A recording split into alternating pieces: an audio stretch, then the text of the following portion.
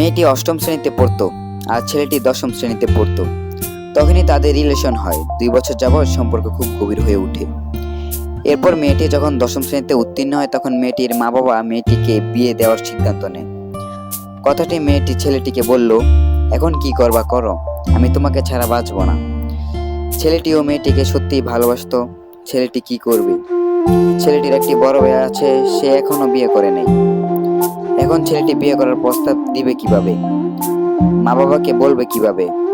চরম টেনশনে পড়ে গেল। ছেলেটি নিজের মান সম্মানের দিকে না তাকিয়ে মা বাবাকে কান্না করে আকুতি মিনতি করে বলল, মেয়েটিও আমাকে ভালোবাসে, আমিও তাকে ভালোবাসি। যদি আপনারা মেনে না নেন আমাদের 2টি প্রাণ অকালে ঝরে যাবে, আমরা আত্মহত্যা করব। এমন অবস্থা দেখে ছেলেটির মা বাবা রাজি হলো। ছেলেটির মা বাবা এলাকার মেম্বার সহ মেয়েদের বাড়িতে বিয়ের প্রস্তাব নিয়ে যায়। মেয়েটির বাবা কোনোভাবেই রাজি নয়। পরবর্তীতে থ্রেট দেয়, দ্বিতীয়বার বিয়ের কথা বললে আমি মামলা করতে বাধ্য হব। সবার সামনে ছেলেটির বাবা মাকে অপমান করে। কয়েকদিন পর মেয়েটিকে সৌদি আরব প্রবাসী একটা ছেলের সাথে বিয়ে দিয়ে দেয়।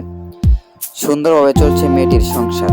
মেয়েটির স্বামীর বিয়ের 3 মাস পর ছুটি শেষ, আবার সৌদি আরব চলে যায়। যখন স্বামী বিদেশ যাচ্ছে তখন মেয়েটির পেটে 2 মাস 15 দিনের সন্তানের গর্ভবতী।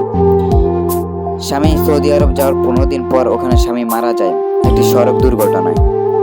একই আর্তনাদ মেয়েটির, একই হাহাকার।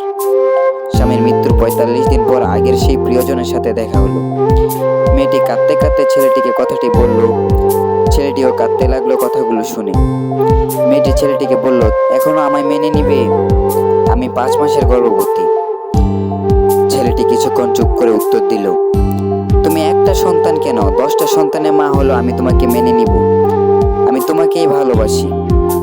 সো গাইস, এখন আপনাদের সবার কাছে আমার প্রশ্ন হলো, এটাই কি ভালোবাসা? সবাই উত্তরটা দিয়ে যাবেন।